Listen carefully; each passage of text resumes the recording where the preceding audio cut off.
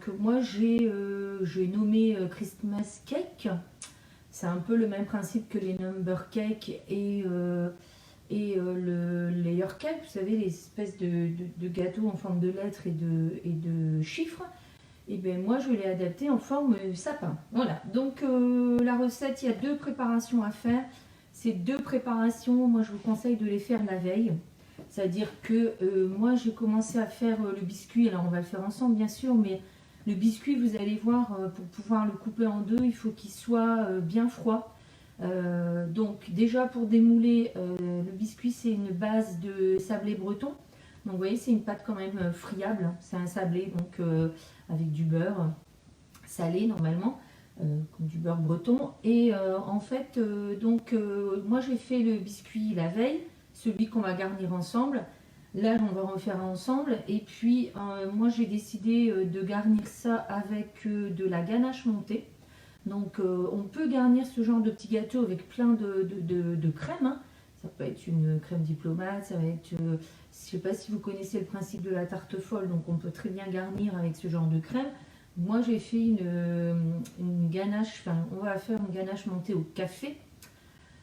Et puis, moi hier, j'ai fait une ganache montée au café précisément. Et puis, ensemble, on va faire une ganache montée au chocolat. Alors, il faut savoir une chose importante sur la ganache montée, c'est qu'elle doit être réalisée la veille pour être bien ferme. Donc, la ganache montée, vous pouvez noter quelque part, ou de toute façon, vous aurez le replay, hein, donc c'est pas un souci. Une ganache classique, c'est le même poids de chocolat et de crème. On fait bouillir la crème, on vient mettre la crème bouillante sur le chocolat, on attend que le chocolat fonde, on mélange, mais alors très délicatement, vraiment, il ne faut pas incorporer d'air, et puis ensuite on pèse ce qu'on a obtenu et on met le même poids de crème. Voilà, donc ça c'est quelque chose qui doit être au frais pendant au moins 12 heures, et ensuite on va monter ça. Aujourd'hui j'ai sorti le KitchenAid, vous voyez, c'est quelque chose qu'on peut monter white cooking, mais il faut rester à côté. Et moi, je ne peux pas être et à côté et devant vous. Je n'ai pas envie que vous me voyez la tête au-dessus de mon robot, mais il y a des recettes de ganache montée au robot. Et puis, on va commencer par le biscuit. Et puis ensuite, on fera la ganache montée. Vous allez voir, on va déjà premièrement démouler ceux que j'ai fait hier. Et puis, venir les couper en 2. Alors, pour les couper, j'ai testé hier ce couteau qui s'appelle couteau à pâtisserie. Il est vraiment top. Alors, on va démouler nos sapins. Donc, vous voyez, vous poussez. Hein. Ça, c'est... vous savez que comme on a des moules très souples, et ben on pousse. Donc, ça, c'est le moule sapin. Je vous montrerai après. Donc, hop, on pousse. Pour pouvoir démouler, on pousse. Je vais les poser là-dessus. Voilà. Donc, je pousse. Donc, j'ai un biscuit cuit que je vais couper en 2. Parce que si je ne les coupe pas, ça va être un petit peu compliqué de manger ça, comme ça. Donc ici, je remets mon moule en place. Donc aujourd'hui, on utilise le moule sapin par 8. Donc le beurre, si j'ai oublié, il faut du beurre. Alors on va couper les biscuits en 2. Vous allez voir, petit couteau à pâtisserie. Vous tenez votre biscuit. Voilà, comme ça. Et puis avec ce couteau, ben, vous venez couper en 2. Voilà, comme ça on va garnir, on aura nos 2 hauteurs. Donc celui-là, je l'avais coupé hier pour essayer, hein, parce qu'il fallait quand même pas qu'en live je me plante. En fait, en général, ce genre de gâteau, il est fait avec une pâte... c'est des gâteaux qui sont faits avec une pâte sablée. Voilà, et moi je trouve que quand on fait une pâte sablée, c'est un peu compliqué de les manger. Je trouve que c'est difficile à couper. Je ne sais pas si vous avez déjà essayé. Ça, c'est une pâte beaucoup plus molle. Donc, on va couper tous nos sapins en 2 parce qu'on a besoin d'avoir 2 hauteurs. Voilà. Vous voyez, c'est quand même fantastique ces mots-là. Voilà. Alors, on va faire la recette du biscuit au high cooking. Je vais le laisser loin. De toute façon, maintenant, vous connaissez. On va faire la tarte folle de Kiki. Voilà. Donc, pour la recette, il faut du sucre sucre semoule, hein, une pincée de fleur de sel, comme ça. Il nous faut 2 jaunes d'œufs. Donc j'ai pris mon petit pot dans lequel je vais mettre mes blancs avec le séparateur d'œufs. Voilà, on va prendre du beurre froid et de la levure chimique. Alors le beurre, très important le beurre, hein, quand vous faites de la pâtisserie, surtout, il faut prendre du beurre à 82%. Et où est-ce que vous le voyez? Derrière. Vous voyez, souvent ici dans les ingrédients, beurre pasteurisé doux à 82%. C'est important de prendre du vrai beurre parce que si vous prenez un beurre, alors margarine, j'en parle pas, hein, margarine, plantain, tout ça, et le beurre à 60%, le risque c'est que dans ces beurres-là, il y a de l'eau. Donc votre pâtisserie, elle va être molle et vous allez galérer à l'utiliser, vous allez être déçu du résultat. Donc surtout, c'est important de prendre les bons ingrédients en pâtisserie. Alors, on va mettre 120 g de farine. Donc moi, je travaille, vous le savez, hein, directement, hop, comme mon robot, il pèse. Je mets mes ingrédients. Voilà, ça évite de sortir des pupoules, etc. Déjà, on va le faire pour la ganache. Alors, 90 g de sucre. En pâtisserie, c'est aussi même chose que pour les ingrédients, la quantité d'ingrédients aussi est importante. Alors, levure chimique, donc ça, pas de quantité d'indiquée parce qu'on met un peu par rapport à ce qu'on veut obtenir comme résultat. Alors moi, dans les gâteaux d'hier, j'en ai pas mis beaucoup, je n'ai pas mis un sachet. Je dois avoir mis à peu près un tiers de sachet, quelque chose comme ça. Alors, les jaunes d'œufs, donc vous savez comment moi je fais. Je vais mettre mon séparateur d'œufs ici. Alors, les œufs, les blancs d'œufs, je vous rappelle que ça se conserve, d'accord, dans un bocal en verre. Et on a des tas de recettes proposées sur iCooking avec des blancs d'œufs ou sur le club Guy de Mars si vous n'avez pas le iCooking. Voilà. Ici, je fais attention, vous voyez, est-ce que j'ai mis une coquille? Hop. Moi, je l'ai vu. Donc, on va mettre les jaunes un par un. Et on va mettre une pincée de fleur de sel. Voilà. Petite pincée. Parce que dans le sablé breton, il y a du sel. Hein. Il fait du beurre salé qu'ils mettent. Et les 2 jaunes d'œufs, je les ai mis. Qu'est-ce que j'ai pas mis? Le beurre. Je vous rappelle que on incorpore le beurre en cubes, en petits cubes. Hein. Je vais pas mettre ici le gros morceau de beurre de 90 g. Ça va pas s'incorporer bien. Donc on prend son beurre, vous voyez, hop, et on vient mettre dans le bol des petits cubes. Ça c'est valable aussi si vous cuisinez sans robot. Sauf que quand vous cuisinez sans robot, ben, c'est encore pire parce que vous allez avoir encore plus de peine à incorporer votre beurre. Voilà. Et on va valider. Donc ici, vous allez voir, ça prend 1 minute. Donc on va préparer le moule ici et on va répartir la pâte. Et on ira mettre dans le four à 180, 12-15 minutes.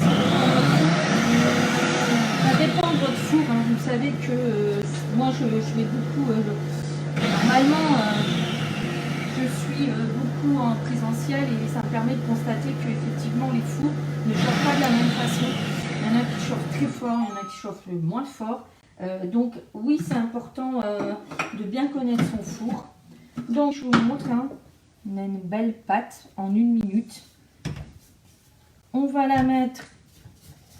Alors moi je vais la mettre dans un coupe-poule parce que ça va me faciliter la vie pour la répartir. Voilà, ça j'enlève. Alors quand on fait une pâte, hein, je vous rappelle que quand on fait une pâte au iCooking, que ce soit une pâte à pain, une pâte brisée, une pâte sablée, une pâte ici, un sablé breton, on gagne du temps à hop, retirer la lame. Donc du coup, on va récupérer plus facilement ce qu'on a ici dans le bol. Voilà.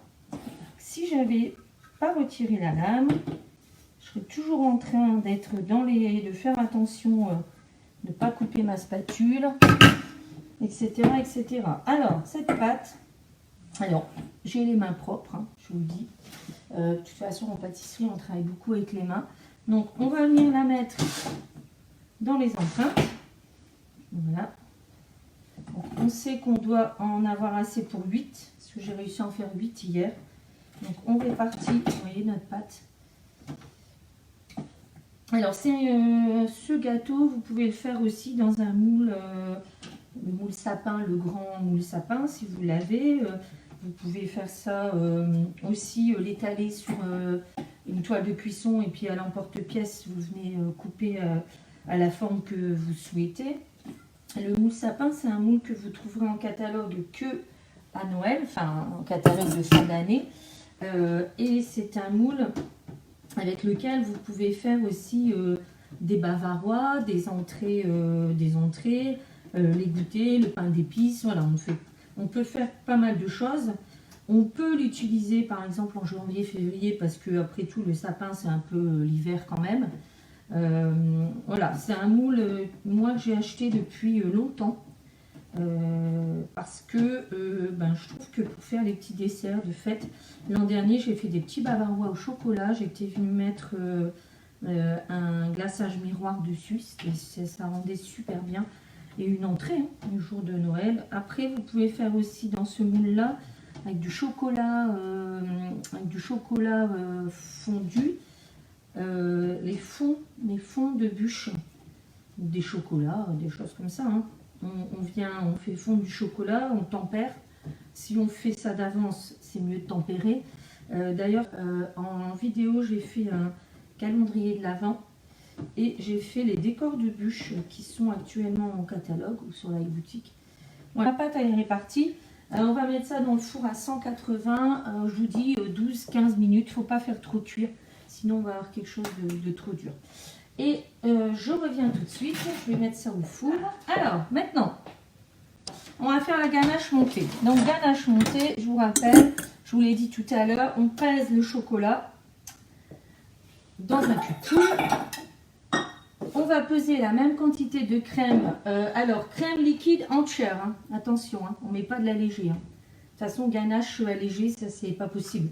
Chocolat et allégé, ça rime pas. Donc, dites-vous une chose, vaut mieux prendre, cuisiner la recette telle qu'elle est indiquée, et au lieu de prendre un gâteau entier, vous prenez la moitié. Voilà, moi c'est ce que je fais maintenant.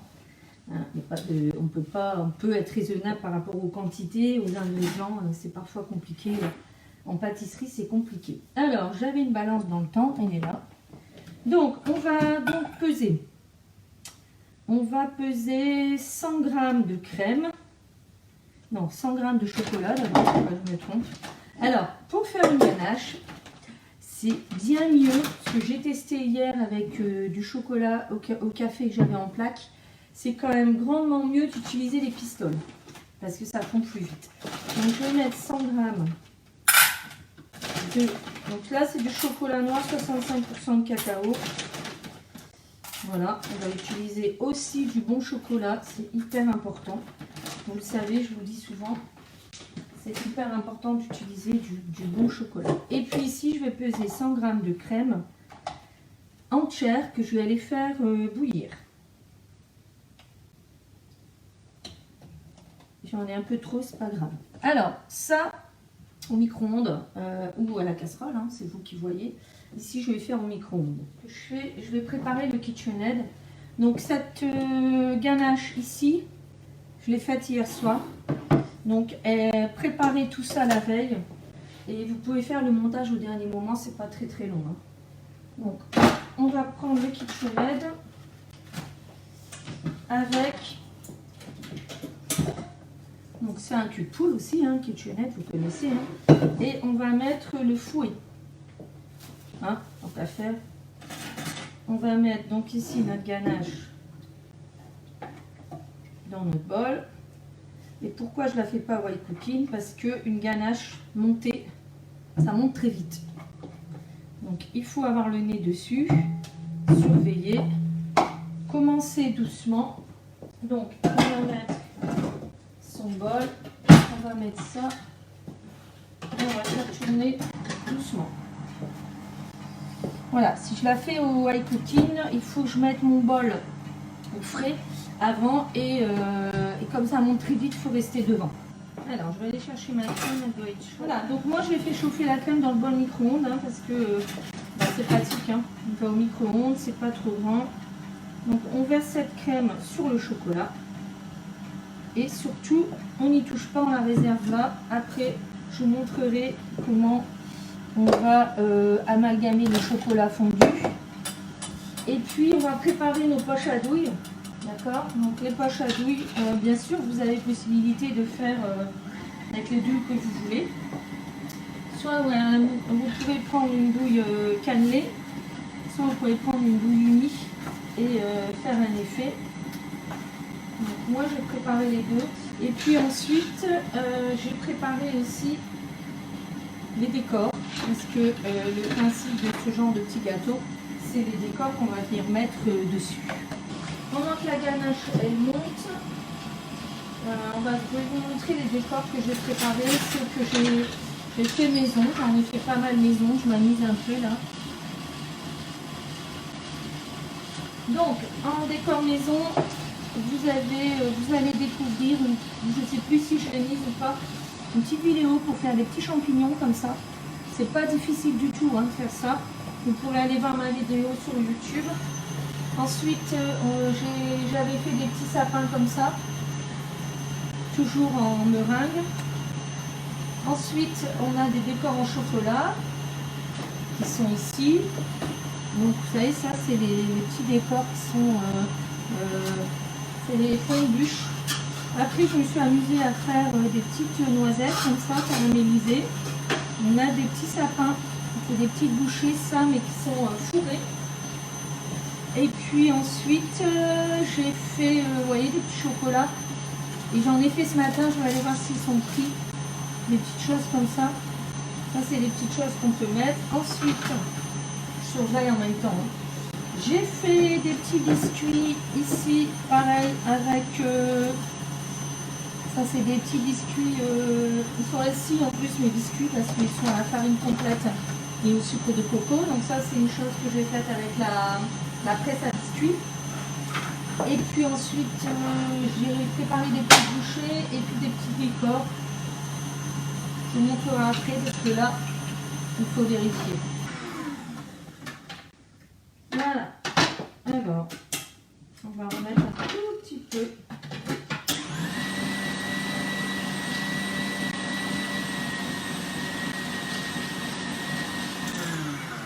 Voilà, donc la ganache, elle est montée. Je vous montre à quoi ça ressemble. Ben, vous voyez, ça se voit. Donc, je vous disais, la ganache montée, c'est vraiment bien. Moi, j'aime beaucoup quand je fais des macarons, c'est que je les garnis à la ganache montée. Donc, ici, c'est café. Donc, ça veut dire qu'hier soir, au lieu de mettre du chocolat noir, là, j'avais mis du chocolat au café. Vous savez, le Nestlé. On a du mal à trouver d'ailleurs. Et j'ai rajouté un petit peu d'arôme café. Alors, cette ganache, on va venir la mettre dans nos poches à douille. Vous voyez? Donc, ici, on va pouvoir commencer à garnir nos gâteaux. Pour garnir mes gâteaux, on va les prendre. Voilà. Et puis, on va mettre les chapeaux de l'un et de l'autre à côté. Voilà. Vous voyez ce que je fais, oui. Donc là, on va en avoir 8 et je vais devoir en refaire 8 là tout à l'heure. Heureusement que ça congèle parce que la ganache montée, ce qui est bien aussi, c'est que ça congèle pas mal. Voilà, donc on va garnir nos petits gâteaux. Il faut que je me souvienne que je garnis ceux de droite. Hein. Sinon, c'est les petits chapeaux. Alors, on va pousser notre garniture. On va commencer, vous voyez. Donc, ici, Catherine, ne te trompe pas. Donc, vous allez garnir comme ça, d'accord? Venir poser le deuxième. On va venir garnir aussi. Mon chien, vous entendez là, c'est pas moi qui suis en train de ronfler. Je vous montre ce que ça donne si on en fait un autre avec la douille cannelée. Ce que ça, c'est après, c'est libre choix. C'est libre choix de votre part. Hein.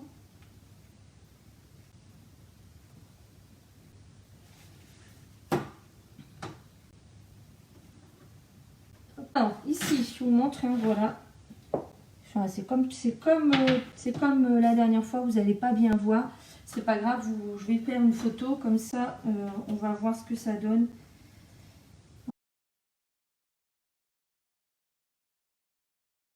On va garnir tout de suite. Pour garnir, ben, vous pouvez mettre un petit champignon, par exemple. Vous pouvez mettre un petit biscuit sapin, ici. Ensuite, comme c'est du café, pourquoi pas un grain de café. Et puis, en termes de chocolat, cette petite chose-là, par exemple. Et après, on peut faire soit que du comestible. On peut ajouter, vous voyez, j'ai un petit Père Noël, là. Je peux le mettre ici. Voilà, donc ça c'est ce gâteau-là, vous allez pouvoir le faire la veille. Ça veut dire que vous allez pouvoir préparer l'avant-veille le biscuit et la ganache, faire le montage et mettre ça au frais. C'est quand même sympa. Ici, lui, on va lui mettre un petit sapin au chocolat blanc.